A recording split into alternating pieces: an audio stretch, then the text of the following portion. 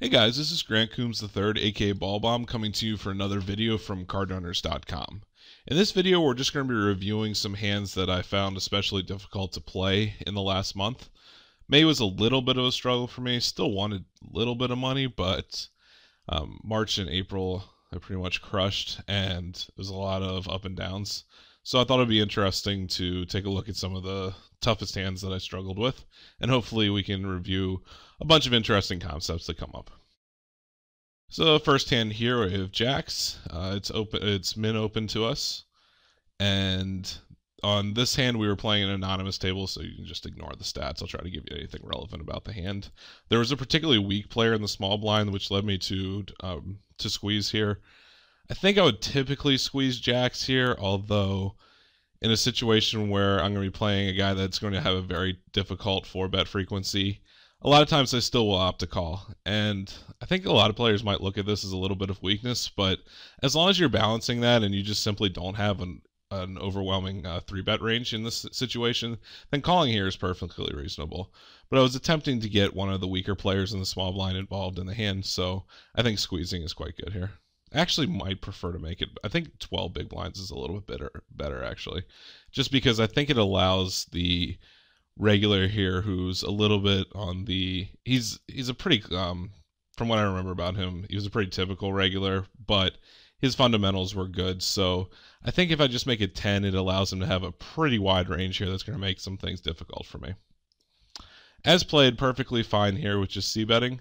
Another option that you could take here is just a simple check call, which I think sets up nicely, particularly if you have something like aces and kings in particular, because it'll allow our villains to be bluffing a lot of turns, where with jacks, obviously, we're just not going to have as many good turns for us. But I think betting or checking here is fine. We're going to be betting to protect our overall range, and this is going to be near the top of it, obviously. And he called. Felt pretty confident here that I had the best hand. 9 is not the most ideal card on the turn, but I figured if I bet big here, I actually can bet fold the turn, because if he has a really massive draw, I expect him just to be calling here, or I thought he'd be fast playing the flop if he had something such as, if he had something like 8-6 of spades, or ace-6 of spades, or ace-4 of spades. Those sort of hands I typically think are either going to be raising the flop or looking to see all 5 cards here. So I don't expect him really to be bluff raising me pretty much ever here on the turn. With that said, the board is quite wet, so if he does have a set, or particularly turn 9s, I actually expect him, considering he is a pretty straightforward regular, to be shoving those. So when I just get called here on the turn, I do feel like I have the best hand, almost always. And the river's an ace here, and this is where I really encountered a pretty big problem.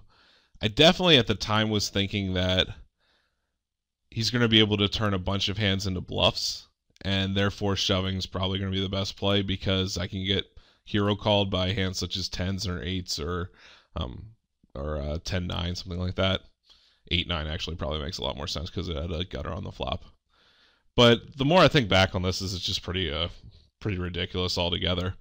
The first thing is that if he has a hand such as pocket 8s or pocket 6s, while I don't think turning those hands into bluffs is a poor play by any means, in fact, I'm probably one of the guys that does that, that turns the higher end of showdown into bluffs more often than not.